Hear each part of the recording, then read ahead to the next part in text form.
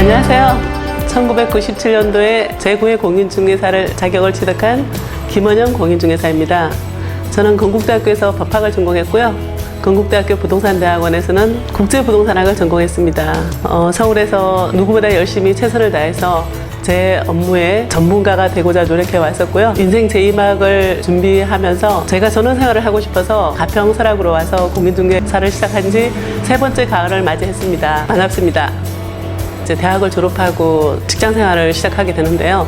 보통 직장생활을 하게 되면서 부모로부터 독립해서 전세나 월세, 집을 구해서 독립을 하게 되는데요. 전월세를 구할 때 주의할 점에 대해서 좀 말씀드리고 싶은 부분이 있어요.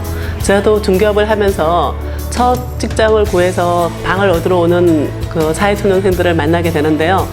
그분들한테 이제 보면서 제가 그 나이 때처럼 궁금한 것도 많고 모르는 게 참 많구나. 그래서 이제 이분들한테 드리고 싶은 말씀은 부모님한테 일단 첫 번째 정원을 구해야 되고요. 두 번째는 그 방을 구할 지역에 살고 있는 잘 아는 직장 상사나 동료한테 믿을 만한 공인중개사를 추천해 달라고 하는 게 우선이라고 생각합니다. 믿을 만한 공인중개사를 통해서 방을 얻지 않았을 때 나중에 보증금을 반환받지 못하는 곤란한 상황에 처할 수도 있게 되거든요. 그래서 주변에 믿을 만한 공인중개사를 소개받는 게 가장 첫 번째고요. 두 번째, 등기부 등본을 확인해야 돼요. 등기부 등본의 소유자가 누구인지 확인을 해서 반드시 소유자와 계약을 해야 됩니다. 그리고 두 번째, 얼구에 있는 건조당을 확인해서 건조당이 금액이 과다하다고 생각될 때는 다른 물건으로 방이 마음에 들더라도 다른 물건으로 계약하는 것이 필요하고요. 그 다음에 주의사항은 전세나 월세를 구하게 되면 그 보증금이 사회초년생한테는 전 재산이라고 해도 과언이 아닌데요. 그 보증금에 대해서 안전하게 보장을 받기 위해서는 일단 그 집에 입주를 해서 살아야 됩니다. 일단 입주, 살림을 갖다 놓는 것만으로도 입주가 되겠죠. 점유를 해야 하고요. 그 다음에 확정일자를 받아야 되고 전입신고를 해야 됩니다. 입주를 하고 전입신고를 하고 확정일자를 받게 되면 전세권 설정 등기를 한 것과 똑같은 아니면 그 이상의 효력이 있는 보증금을 안전하게 지킬 수 있는 방법이 되겠다고 하겠습니다. 맞벌이와 외벌이가 다른 경우라고 할 수 있는데요. 맞벌이일 경우에는 육아나 가사를 전담할 사람, 부인이 대부분 하겠지만 또 경우에 따라서 남편이 하는 경우도 있으니까요. 보통은 이제 잘못 생각해서 가운데 지점에 구한다 이러는 사람들이 있는데요. 그거보다는 가사나 육아에 전념할 수 있거나 더 편리한 사람 쪽으로 가까이 구해서 한 사람이라도 전념할 수 있고, 유치원에서 아이들이 다치거나 어떤 여러 가지 상황이 발생할 수 있는데요. 그럴 때 바로 누군가 한 사람이 달려갈 수 있는 거리에 있으면 좋을 것 같고요.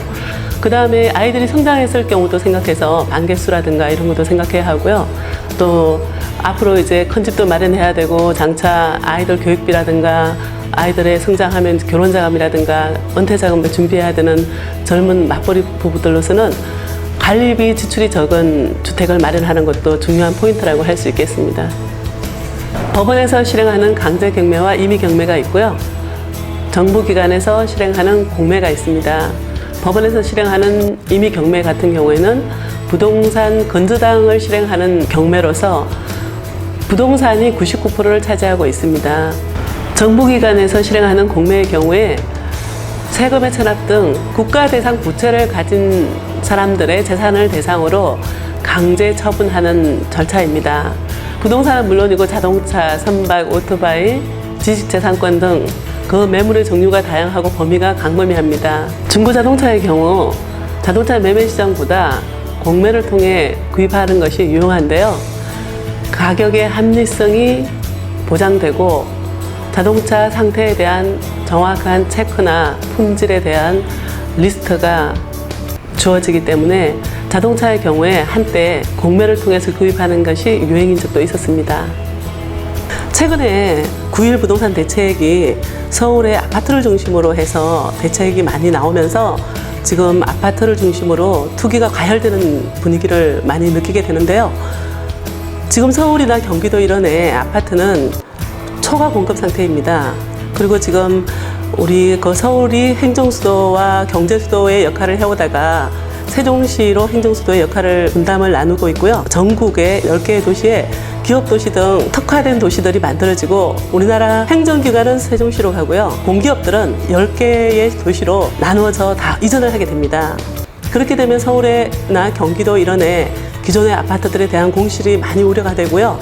지금 앞으로 초과 공급되는 아파트까지 포함을 하면 지나친 공급으로 나중에 가격 폭락도 우려가 되고요. 가장 걱정스럽고 우려스러운 점은 서울보다 경기도 외곽의 대형 평형의 아파트들이 공실 우려가 많이 걱정스럽고요.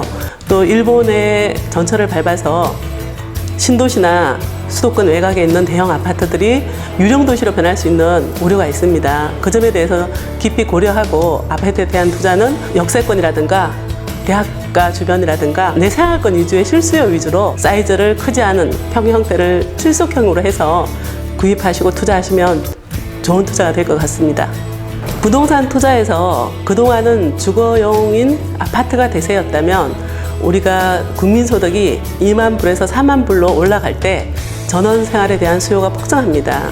지금 현재 우리가 삼성 세리연구소의 발표에 의하면 2016년도에 우리나라 국민소득이 3만 불이 될 예정이라고 합니다. 그 사실을 입증이라도 하듯이 TV라든가 각종 매스컴에서 전원생활이나 자연인이라든가 자연과 함께 살아가는 사람들, 기농기촌에 대한 프로그램이 폭주하고 있고요. 거기에 대한 수요도 많다고 보여집니다.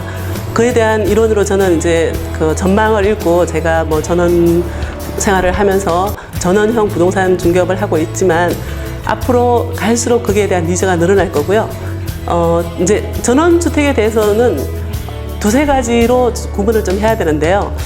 정말 전원 생활을 하기 위한 기촌형, 그 세컨하우스를 필요로 하시는 건지 아니면 기농을 하실 건지에 따라서 전원 생활에 대한 그 설계가 달라져야 하고요. 그 다음에 이제 투자를 하시는 데 있어서 도시형과 그 전원형 두 가지로 비중을 좀 포트폴리오를 한다면 도심의 60%의 자산을 보유하고 전원의 토지라든가 전원주택의 40% 정도의 포지션으로 투자를 하는 그 포트폴리오도 필요하다고 보여집니다. 앞으로 갈수록 전원생활에 대한 수요가 늘어나고 우리나라가 국토 면적이 넓지 않은데 또한 산악지형이다 보니까 사실 실제적으로 그 사용할 수 있는 가용 가능한 토지는 많지 않습니다. 그래서 전원생활에 눈을 돌리고 산업사회가 끝나면서 자연으로 돌아가려고 하는 니즈가 많아지면 토지라든가 전원주택에 대한 가격이 상승될 걸로 기대를 하고 있습니다.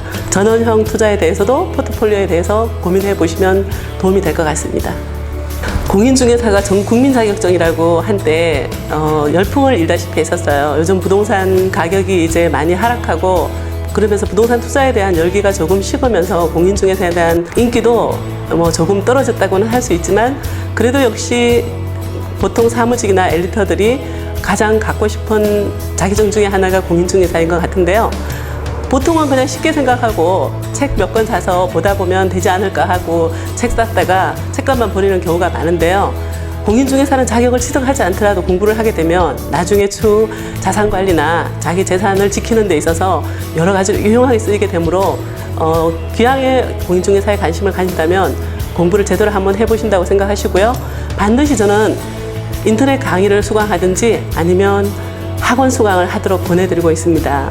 그리고 이제 그 스터디 그룹을 만든다든가 인증 네트워크를 형성해서 함께 공부를 하다 보면 합격률도 높아지고요. 그 다음에 나중에 합격을 하고 난 다음에 개업을 하더라도 그 사람도 같이 공부한 사람들끼리 인증 네트워크 만들어서 개업에도 도움을 받으시길 바랍니다.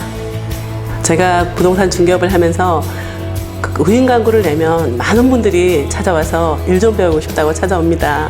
근데 막연히 일 배우고 싶다고 찾아가기보다는 자기가 잘 아는 지역 그리고 앞으로 개업할 예정인 지역 주변에서 중개업을 시작하는 게 좋을 것 같고요. 그 다음 처음부터 오픈을 해서 자기가 등록을 하고 개업을 하는 거는 요즘 경쟁이 워낙 치열하고 전문가들이 많습니다. 그래서 리스크가 있으니까요. 일단 취업을 해서 자기가 잘 아는 지역의 그 주변의 부동산 중개업소에 취업을 해서 최소한 1년 이상 경력을 쌓고요. 그 다음에 나중에 개업을 할 때는 그 기존에 자기가 출근했던 그 업소와 적정한 거리를 유지해서 그 도덕적 해이라든가 이런 것도 그 방지를 하면서 그분들하고 또 네트워크를 마련해서 물건을 또 매물을 또 공유할 수도 있고요. 그리고 또 반드시 개업을 할 때는 처음 개업을 할 때는 경력이 있더라도 주변에 경력자와 같이 함께 하시면 더욱더 도움을 받을 수 있을 것 같습니다. 그리고 성실하고 열정이 있다면 경력이 좀 모자라더라도 꾸준한 노력을 하면 잘할 수 있게 됩니다. 노력하는 자를 이길 수는 없는 거죠. 예, 성공하시기 바랍니다. 기농과 기촌에 대해서 사람들이 구분을 잘 못하고 기촌도 기농이라고 생각을 하는 경우가 많이 있는데요. 기농하고 기촌은 많은 차이점이 있습니다. 기촌을 먼저 말씀드리면 임대사업자나 연금소득이 있는 그 여유 생활을 즐기는 사람들이 4도 3촌의 생활을 하기 위해서 세컨하우스를 가지고 여유 있게 생활하는 분들이라고 할 수가 있고요. 귀농의 경우에는 일정한 수입원이나 소득은 없이 농작물의 재배나 판매로서 수익을 취하려고 하는 사람들이기 때문에 기반이 다르고 어디로 가야 되는가도 상당히 차이점이 있습니다.